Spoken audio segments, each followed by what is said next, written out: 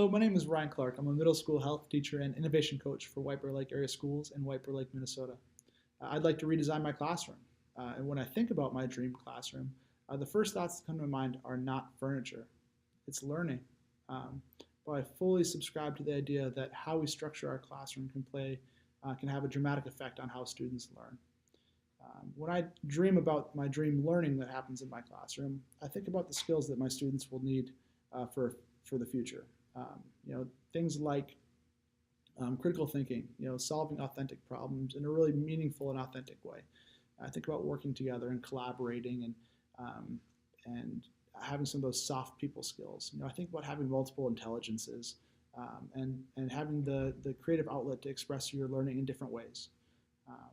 And so when I look at my classroom and dream about what learning could be here, could be like in this room, I've identified 3 design principles that I'd like to use to drive my redesign.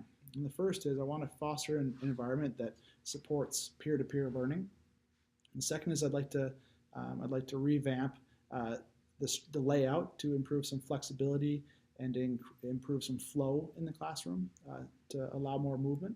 And finally, I'd like to really be intentional about supporting multiple intelligences and giving students different access to different spaces in the classroom that support different types of learning. And so come with me. I'd like to give you a little tour of room 244 about what's working really well and what has some opportunity for improvement. So let's go check it out. Our first design principle is to foster an environment of peer-to-peer learning. So far, we salvaged a couple of tables from the hallway, and our students will use this to collaborate. Another opportunity we have is this great monitor we have on the side wall. It was originally designed to provide students an opportunity to collaborate digitally on one screen. The problem is the furniture in our classroom and the layout prevent anyone from really accessing it, so regrettably, it goes underutilized. Our second design principle is to improve the flow and flexibility of the classroom. You'll see our layout is really rigid.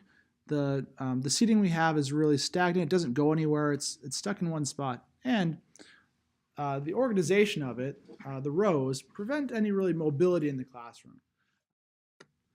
My final design principle is to support multiple intelligences. Learning looks different in my class on different days and with different students. Sometimes my students need space that supports them to work quietly and independently. And sometimes they need space for conversation or to work collaboratively. Sometimes I need a small teaching area with a screen. How we design our classroom could have a huge impact on how students learn. Thanks for taking a second to hear how I would design my dream classroom here in room 244. Cheers.